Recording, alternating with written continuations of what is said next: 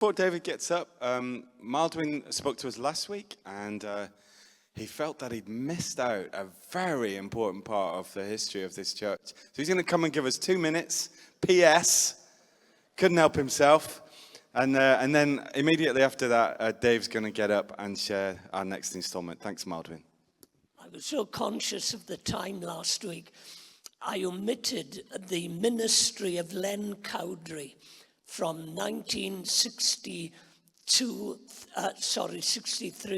through to 1975. Len's ministry in Plymouth was quite remarkable, and he brought Pentecost back into the Elim Church when we were in Knott Street, and his ministry throughout the Southwest was quite phenomenal. Len was a close friend of mine. He was my mentor. He was the speaker at the reopening of the service of the building here, and he was a great pastor here in Plymouth. Somebody's asked, we heard about the missionaries this morning.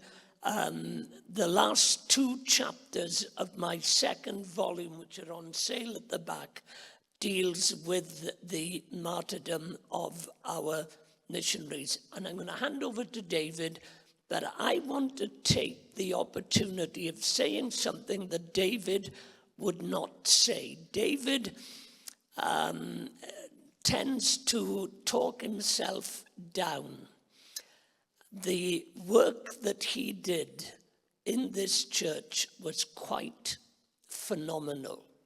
And he'll tell you about the problems he had when he first came, but he overcame them in a remarkable way and left this church in a remarkably healthy condition. And I want to pay my personal tribute to you tonight, David. Thank you.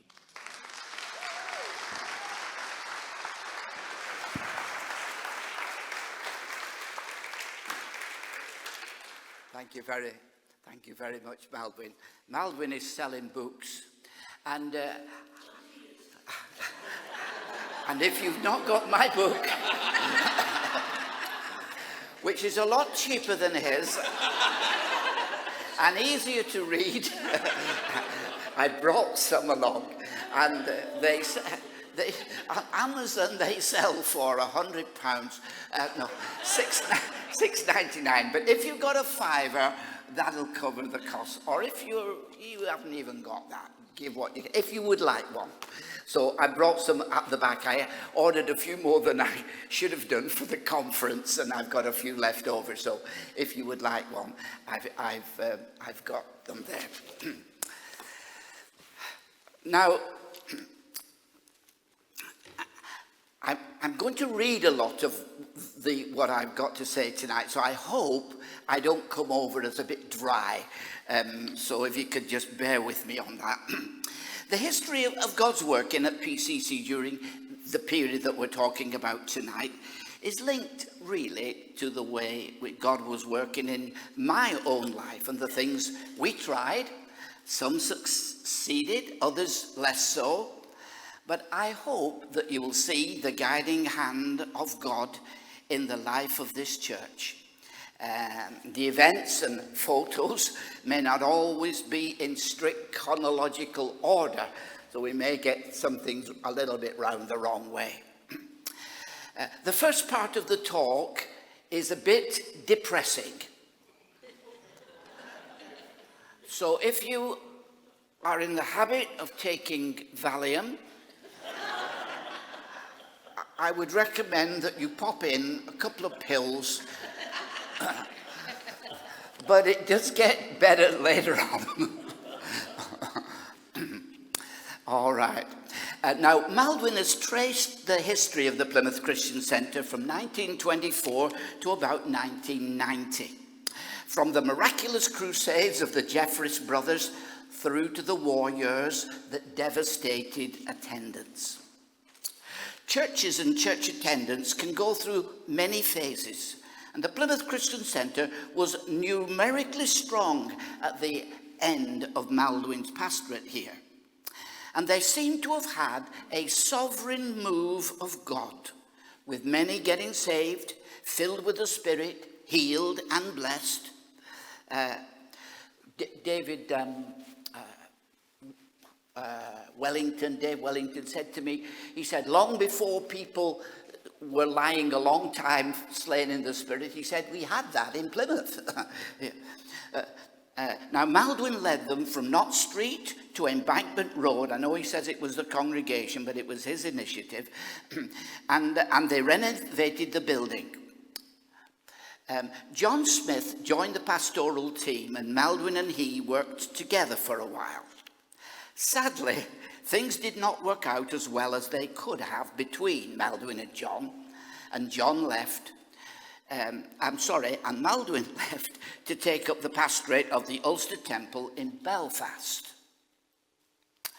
As Maldwin was dealing with the history of the church last week, I thought he might have mentioned the period after his departure in 1986. So I'll do so. John Smith became the senior minister, and the blessing continued.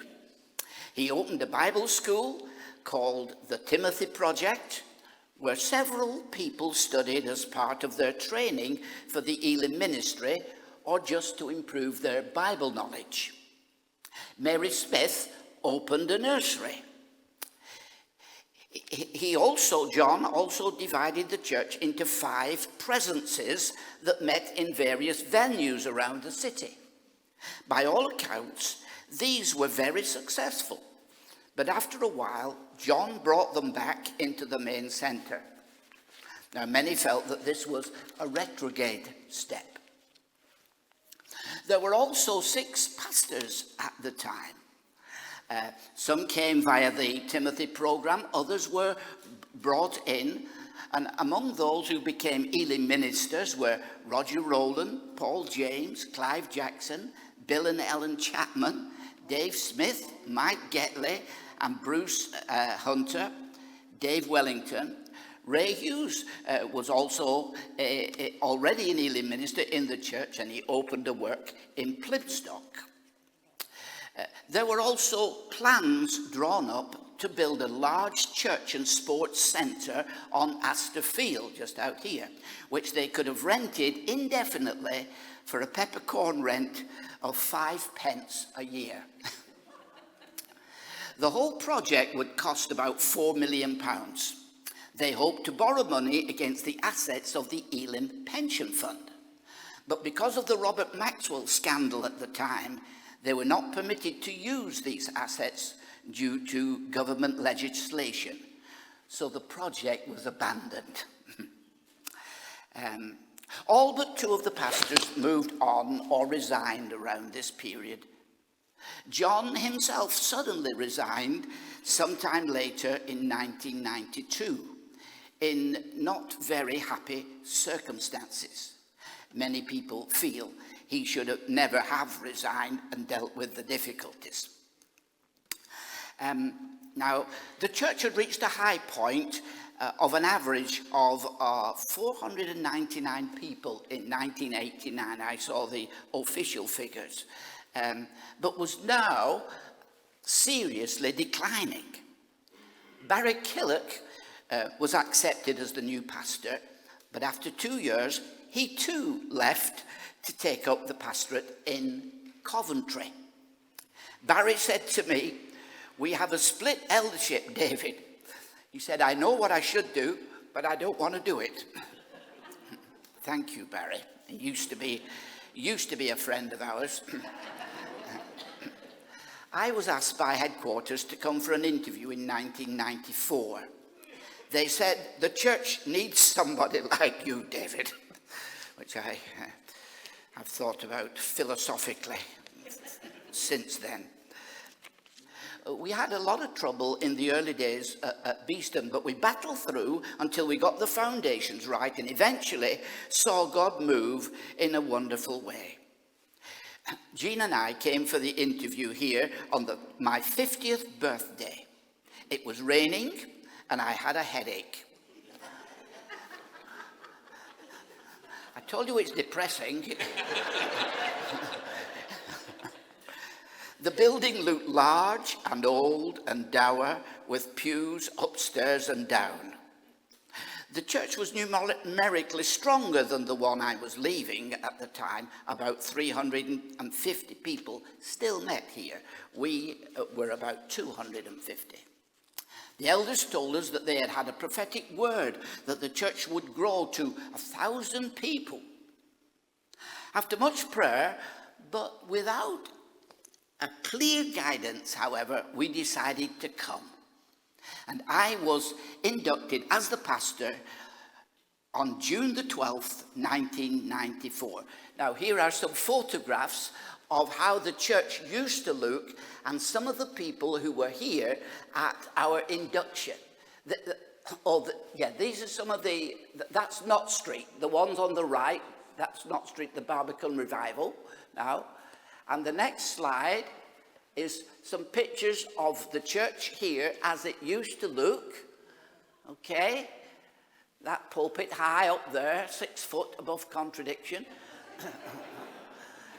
The next slide, that was us in the newspaper. The next one. And this was our induction, where the different ones were praying for us.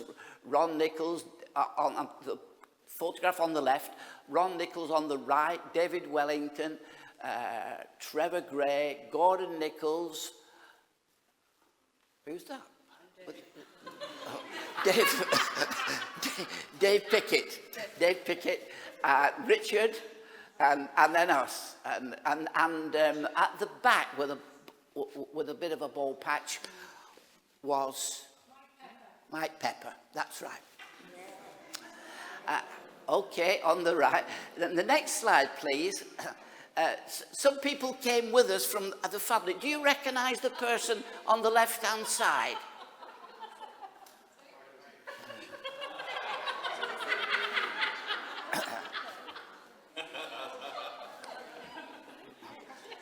That's Hamish.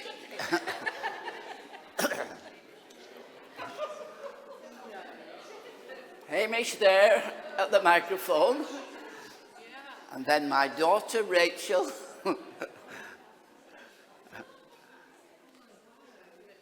Yes, you can't believe it, 30 years ago. Okay, I don't know if there's any more in this section. Would you come to the next slide, please? There's Joe Raper and somebody else, which I forgot his name. And the next one, please. And here are some people. Natalie got these for me. On the right is Ron Nichols. The next to him is Gordon Nichols. Next to him is Bruce Hunter. And then there's Joe on the left-hand side. Okay, and this is how the church looked at that time. A little bit different now. And another one, please. We took the pews out, and the picture on the left that Pauline kindly gave me was the night before we took the pews out. And that's on the right, my brother Philip, who's a joiner, he came down and built the new platform. Right, I think we can see one or two more of those in a minute or two.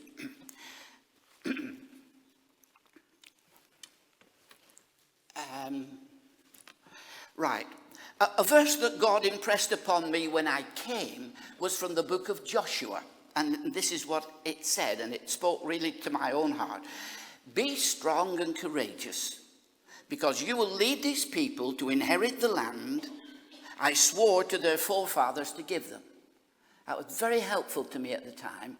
And I took it to mean that God had intended that this church would have a place of prominence in reaching out in evangelism and blessing in this city. But they had not fulfilled everything that God wanted and missed the opportunity. I've spoken with Malvin about this before. God, however, had not forgotten and was giving us a second chance to fulfill his purposes in this city and beyond. This is the depressing bit. After I'd been here a few weeks, however, I found that things were not quite as they seemed. There was a lot of negative talk about the elders. Secrecy, control, and manipulation were words that were often used when people used to come into my office to see me. The youth team said they would never tithe to this church as they didn't trust the leaders. They just gave to their own ministry in the youth department. I chaired the first core leaders meeting at Catch French Manor in Cornwall. It was a disaster, with everyone accusing everyone else of wrongdoing, especially the elders. Elders' wives were in tears at the criticism their husbands were receiving. There was also a debt of almost £200,000, which no one seemed to know where it had come from. The church was also being sued for over £40,000 because of a dispute for unfair dismissal with an employee of the nursery. Eventually, this was resolved with an out-of-court settlement, but not before a very unruly Sunday morning meeting at which the family of the offended employee all stood up at the end of the service and shouted abuse and made wild accusations against the elders. Also, people were leaving the church.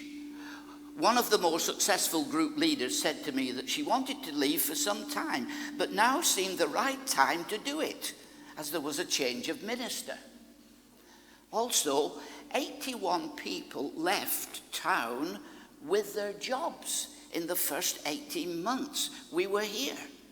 Instead of getting better, things were getting worse.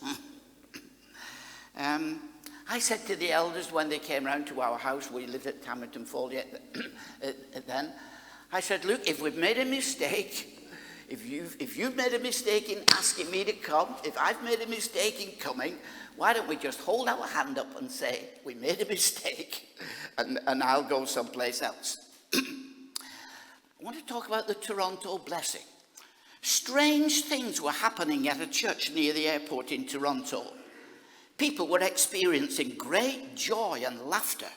Others had powerful encounters with God. But there were some excesses and odd things happening. People roaring like lions, making hen-like noises, jerking, etc. Some of the congregation left because of the Toronto blessing. Some said that the Toronto blessing had not come to PCC because God had finished with us. Others, in the same month, because it had come and they felt it was not of God anyway. Because of the declining congregation, the balcony was not used at that time. We just used the down floor for worship. One person said that I just wanted to reduce the congregation to a more manageable number of about 150. I was preaching the best I could and doing everything I had done in other places that had always seen growth, but nothing seemed to be working. I began to think that maybe I'm just not suited to this church. Maldwin was my predecessor at Beeston, and he had not been happy there. I, on the other hand, had a very happy and successful ministry there. He had done very well in Plymouth, and I wasn't doing so well. I thought, maybe I just don't fit in here. I kept praying the prayer of Moses. It came to me very forcibly from Exodus 5. Moses said, why is it you have sent me? For since I came to Pharaoh, I put in Plymouth, since I came to Plymouth to speak in your name, he has done evil to your people. Neither have you delivered the people at all. I thought, things have got a lot worse since I came. The congregation that remained, however, were very encouraging and supportive. I could name a lot of people, but Richard Bunt, one of our elders, Steve and Pauline Northmore, Joy Pluckrose, who is here today, Liz and Yvonne and others were very encouraging at the time. And a small group of us were praying for a breakthrough. One of the group, called Patrick, had a prophetic word. He said that he saw in a vision the congregation with weeds all wrapped tightly round everyone's legs, except for me. I was on the platform. So we began to pray to cut off the source of this bondage. For a long time, I could not see growth happening in my spirit at PCC, but I could see a better atmosphere. I could see more unity, more trust developing. The pastoral team at that time consisted of Pastor Gordon Nichols, Pastor David Wellington, and me.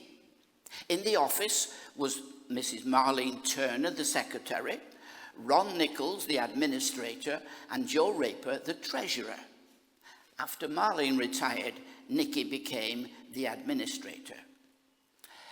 Now, Colin Urquhart, the celebrated preacher, was a regular annual preacher in those days. He said, "You need to get rid of these pews," something I had wanted to do, because a valuable space for ministry could only be used for a few hours each week on a Sunday. And this space needed to be freed up. Also, David Carr came down, another Elim minister, and he said the same thing. Also, a third person that Pauline Northmore knows the name of, and I'd forgotten, came with the same message. The elders agreed with this, with the proviso that we could raise the money without affecting the regular giving. One elder said, "I know what will happen. People will give to buy new chairs and stop giving in the general offering. So we won't have increased the giving at all." Anyway, I set about implementing this. It was very controversial at the time. One elder left in protest. Others said they would not give any money for the chairs. But we were given several samples of chairs, and I remember we had a few different ones, and we got people to sit on them and said, "Which one do you like?" Admittedly, it was mainly women we asked. So we eventually plummeted for the red ones. Another verse that I felt strongly at the time was this, and it sounds radical. It's from Jeremiah. It was a word to me. "Behold, I have put my words in your mouth. See, I have this day set you over the nations and over kingdoms." I didn't think that applied to me. "To root out, to pull down, to destroy, to throw down, to build and to plant." Sounds radical, doesn't it? Yeah. But you've got to get the foundations right before you can build. And the fundamental thing for a church is unity, I believe, particularly among the senior leaders and pastors and elders. Now, I think we have a picture of the first renovation. That's it. These, as you can see, they are red seats. This is the picture in the local paper that when we had taken the pews out and put the chairs in. And praise God, all the money came in. Yeah.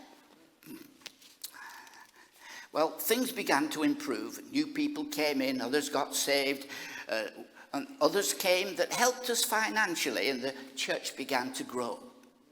We invited a South Korean pastor called Silas Paul to talk to the church in the city about prayer. And he had us all getting up at 5 o'clock in the morning to pray. And we came for weeks and weeks and weeks, up in the morning and tired in the afternoon. At first, a lot of us turned up, but then as the months went by, this dwindled down. And I think we changed the time to 7 o'clock, and eventually we dropped the idea. But I believe it was the beginning of the blessing that followed. This guy told us about the people in Korea, South Korea, that were getting up at 5 in the morning, showed us pictures of a church packed out. You'd think it was a revival meeting. It was a prayer meeting at 5 in the morning. And he composed little songs for us to sing, which I have conveniently forgotten. Jean started an Alpha course, and I helped her. This first met in our house. There were about 12 people. Members of the congregation took turns in cooking the Alpha meal for us, and people were very generous with their gifts and with their time. We had open-air services on the whole, and I think we have a picture. Oh no, that's the church before renovation. Okay, have we got a picture of that? Here we are on West Hall. This getting set up. David Wellington on the left. It's a bit blurred this because we've copied it off a photograph. And the lady who ran the roundabout machine, she let us use her electricity for nothing.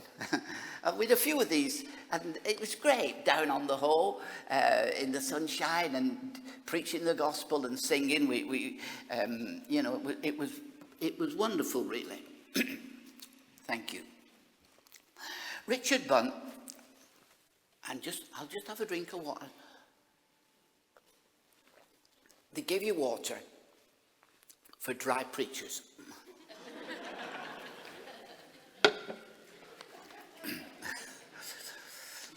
The old ones are the best.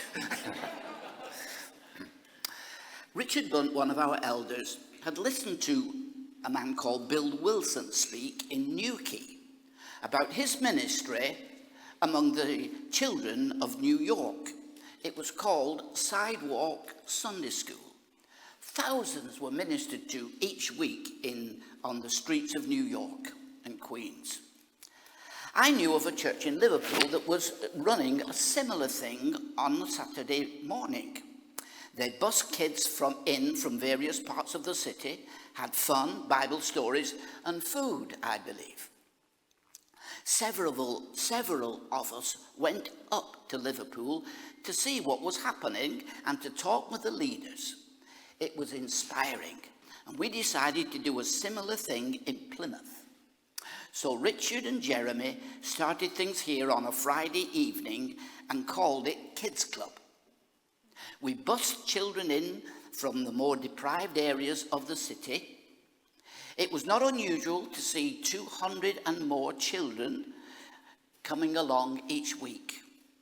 Every Friday evening, you would see 2 double-decker buses parked outside of the church.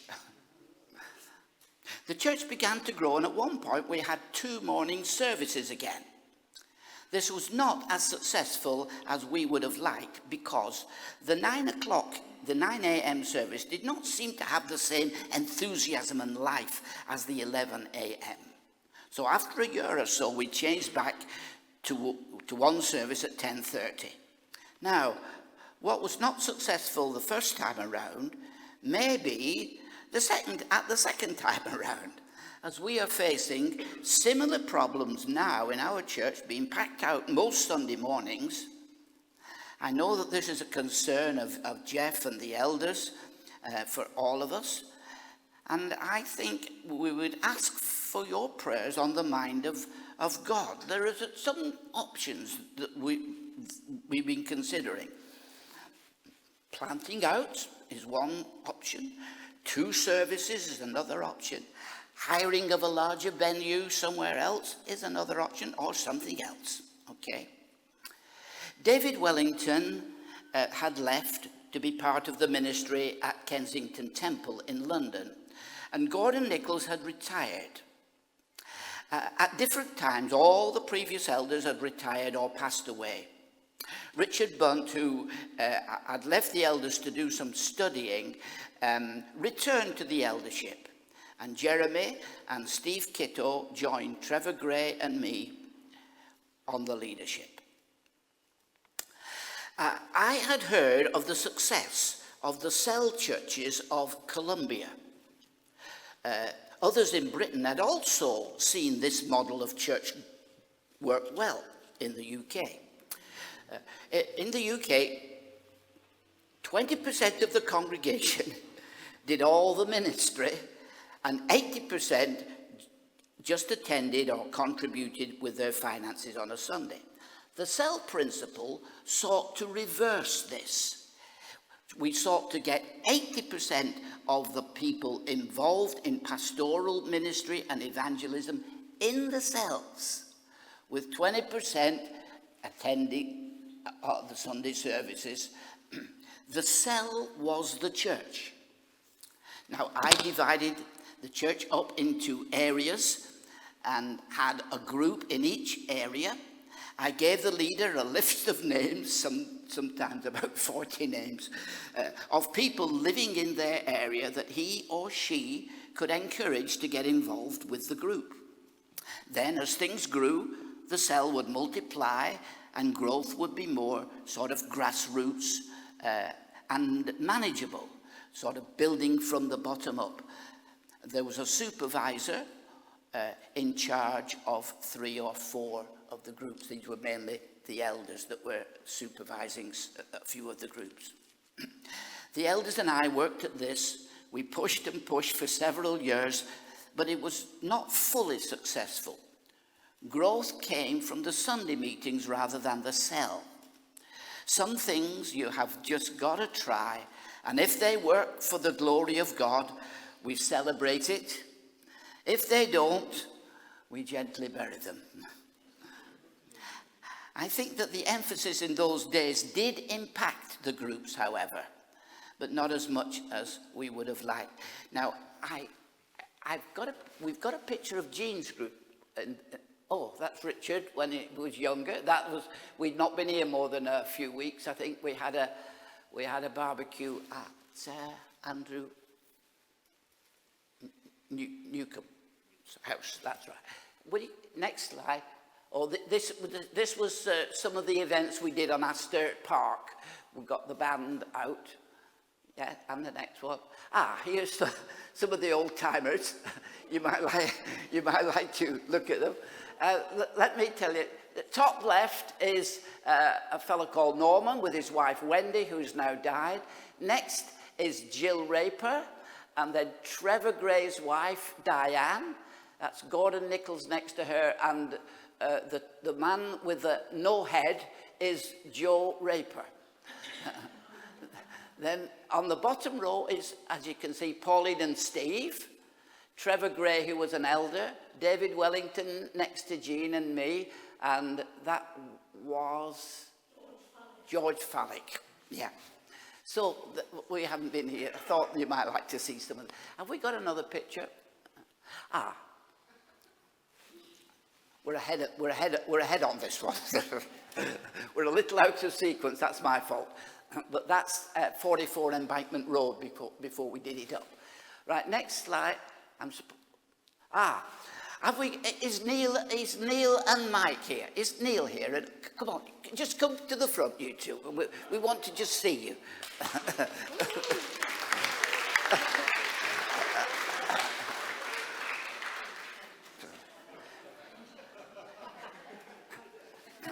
Now, do you think they're better looking now than they were then? These two. Well, yeah. I had a fringe then. I know, yeah. Yeah, we all looked a bit different. But I don't know where that was. We're too good. Yelverton Rock. Yelverton Rock, was it? Yelverton. Oh, there's another photo in the foyer. All right. The toilet blocks. Oh. Another photo. Oh, is it? Yeah. Me and Mike. Oh, wow. Good. Well, thank you very much, Les. We'll get to Jean's cell group in the end, I think. I felt God had begun to bless the church. There was a greater unity and togetherness. AGMs were less stressful. I used to dread annual general meetings. Where's this £4.50 been spent? What? Oh, spare us, you know. Well, all that disappeared, thank the Lord. And people were much less critical of the leadership. and they saw that we were all together in one. Jeff and Jenny joined us in 1999. I think that was a year, was it? Yeah. And at first, he oversaw the youth of the church. Later, he became an associate minister, and then in 2009, took over as the lead pastor. And he will continue next week from 2009 to now, and looking into the future. So we don't want these just to be a nostalgic look back, because we want to see the faithfulness of God and see things going on greater than ever. We had a couple of tent missions with evangelist Marilyn Harry. Now these, we have a picture of them, but I've not to...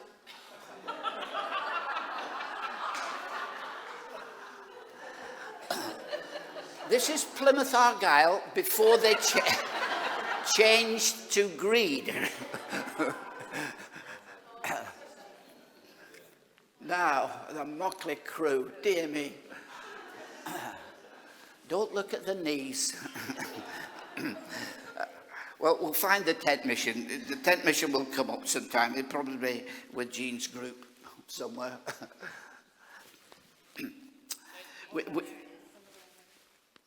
Oh, that's Jean's group, yeah. You remember Sophia, right? She still comes along to church. And some people have moved on. And this couple right in the middle, they were backsliders, weren't they? What?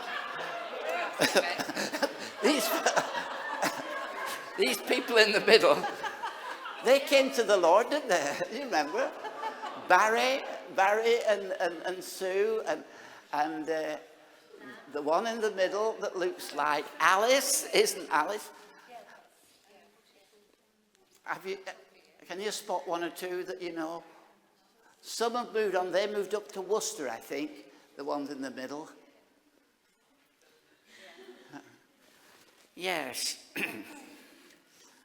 So it was a good group for a while. Right, we had a couple of tent missions with evangelist Marilyn Harry. And these were a great blessing. Many people gave their lives to Christ. Jeff came up with a slogan. Was it God in the Park or Meet God in the Park?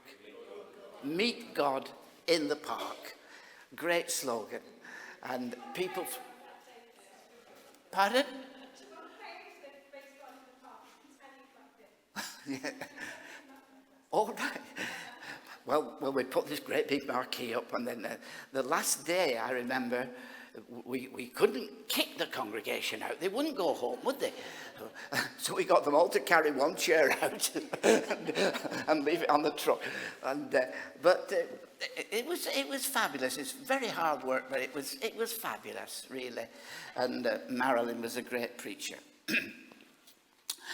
Jean and her cell group had been concerned for the poor families in the church and in the city who could not afford household furniture and the necessities of life. And they thought it would be great to have a place to store furniture and distribute it to the needy at very low cost. So much that were given away. Now, Jean saw a shop for sale on Embankment Road. The basement was ideal for this ministry. And at the time, we had just received a legacy of £55,000 for church ministry. The purchase of 44 was discussed with the elders of the church, and so we went ahead and bought it. We also bought a van for £700 to be used for this ministry, for collecting these beds and settees and all things. We purchased this from a man called Jules, who promised to maintain it for us. Now, he's still in touch with us now, and he comes to the men's breakfast. He also maintains Hamish's van, which is always breaking down, that carries young people around to this day. The house at 44 Embankment Road was large, And we wanted to use it as an outreach cafe and rehabilitation of people in need, as well as the furniture ministry. Now, Bill Birdwood was the chaplain at Dartmoor Prison, and I was involved in the prison ministry there, in the Alpha. This ministry, which was birthed in America, sought to get offenders to find Christ in prison through a course like the Alpha course. On release, the new converts needed somewhere to live and training for a job to help them get back into society. We worked in partnership with Shekinah Mission on this. We provided accommodation at number 44. They trained them in plastering and electrical work. Then hopefully they could enter the workforce and society. Jean and I were interviewed on national television. We were on the BBC News about this. It was a great initiative, but all that the interviewer wanted to talk about was the American Church on homosexuality. Talk about BBC bias. The whole project was eventually closed, sadly, and this was by the higher-ups in the church, the Anglican church. The higher-ups in London got it closed down. I would like to say that our project at 44 was a great success, but it wasn't. The occupants, these lads, brought drugs into the house and defaulted on the rent. Also, because we had more rooms than ex-offenders, we let the rooms out to others as well. A few of them also defaulted on the rent. We foolishly allowed male and female occupants, and the inevitable happened. A bit of bed hopping took place.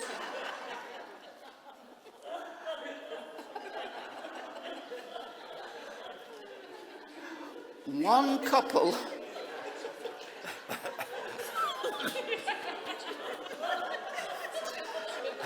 I'm telling you the truth as it is. One couple met at number 44 and got married and later divorced.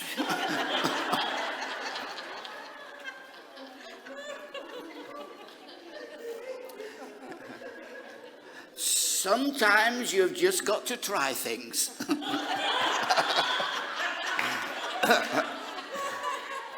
If they work,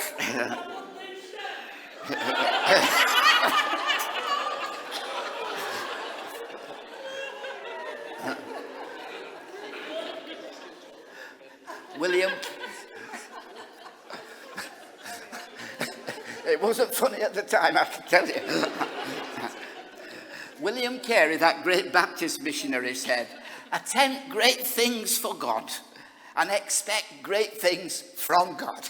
But you've got to just have a try and have a go sometimes.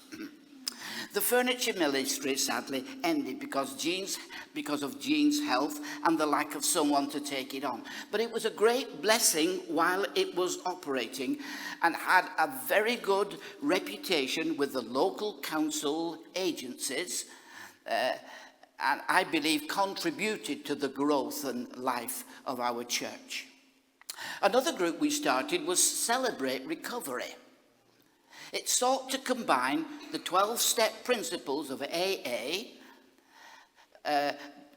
but on a more spiritual footing. And Pastor Vijay Panandika was the chaplain of this. Now, here are a few pictures of people who came along. That's my father. Don't say I look like him.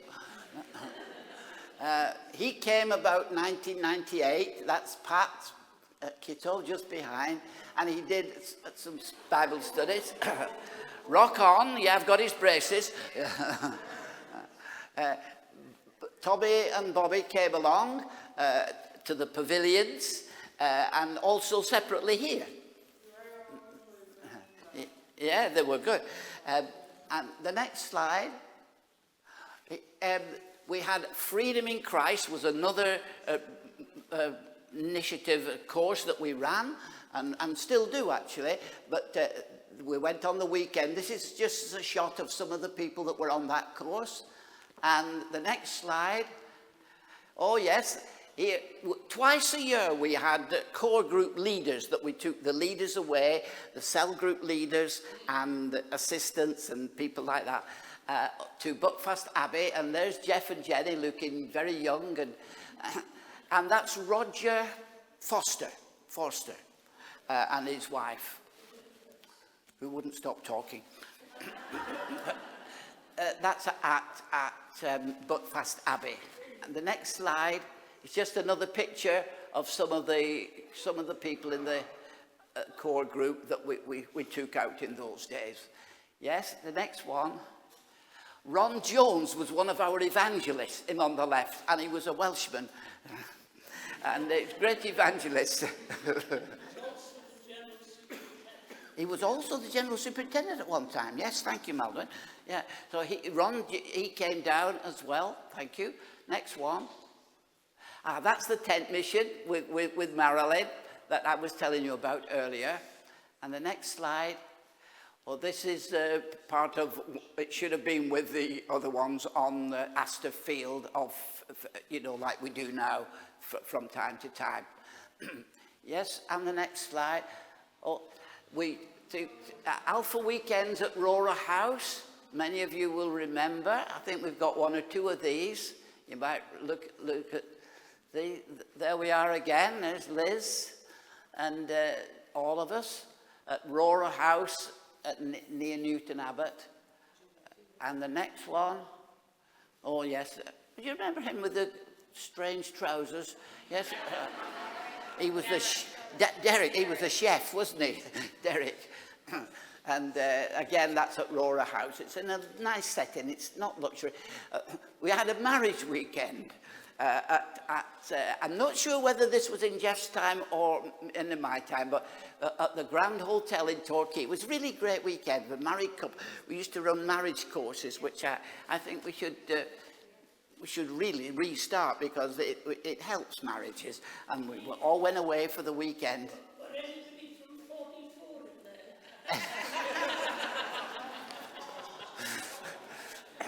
I'm not answering that. And the next one.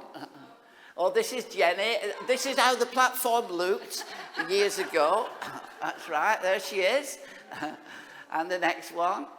And this is some of the children, I think, at Christmas time, and the old platform as it used to be. And another one, I think, of those. Yes, that's right. Yes, and the next one. Now, I'm coming to the end. You'll be happy to know. Pardon? This is the church centres on a sabbatical. I'd never had a sabbatical. I think it was probably Jeff's suggestion. But in other denominations, like the Baptists, and after you've been a minister in a church for about 7 years, they say, go and have 3 months off, do a bit of reading, you know. So we wanted to go. The church collected some thousands of pounds, I think about £5,000, to send us as far away on a sabbatical. And I wanted to see some of the larger churches around the world, to see how God was using and blessing them, and also to have a sightseeing and a bit of a holiday. Now, this is at the Los Angeles Universal Studios at Los Angeles. And the next slide. Now, we stayed at this hotel in Las Vegas on the 27th floor. We stayed there, yes, and the next one. Oh, yeah, we went down to the Grand Canyon. It's like a holiday snap.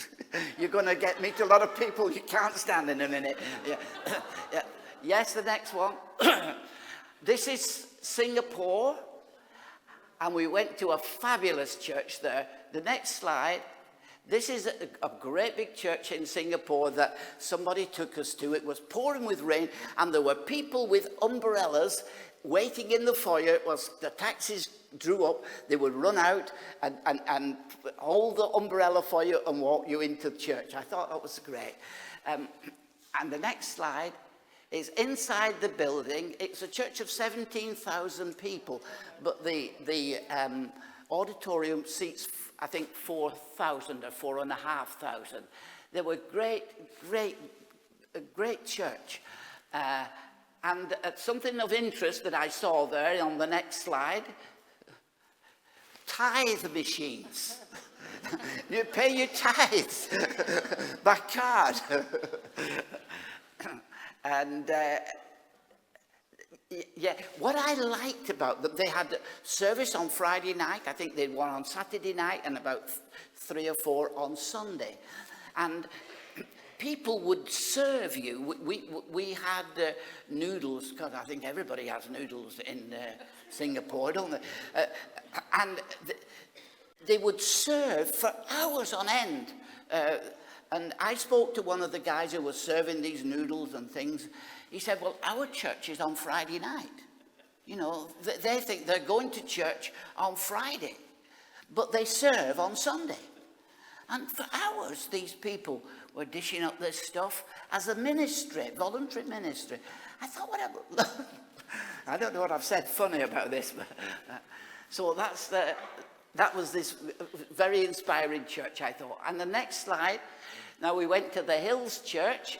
This is the Hills Church in Australia, and we sat next to a couple, and he was the bursar of the college with his wife, and they came from Torquay.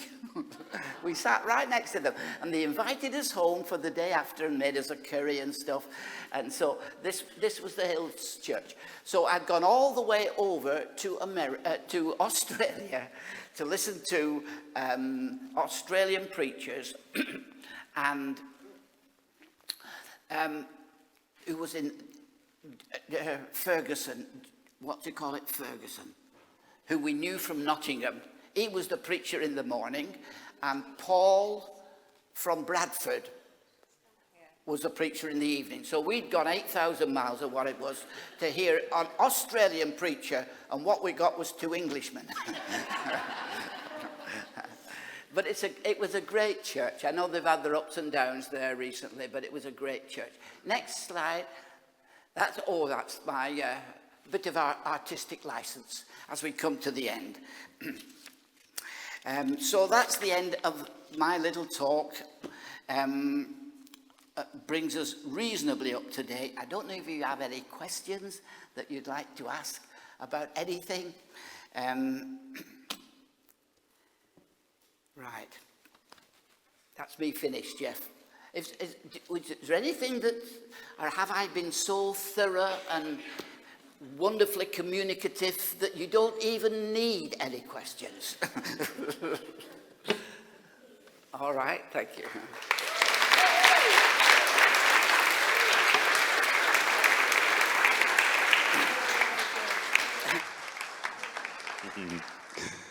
Dave's inimitable style, I think, that one. So many memories, and we forget, don't we? I think we forget everything that's gone on and the history and the things that we've experienced together. And some of them are ups and some of them are downs. Some things worked, some things didn't work, and that's church life. And I think that was very, very honest, Dave. And so thank you very much for that. And if you do have any further questions, you can ask Dave at the end.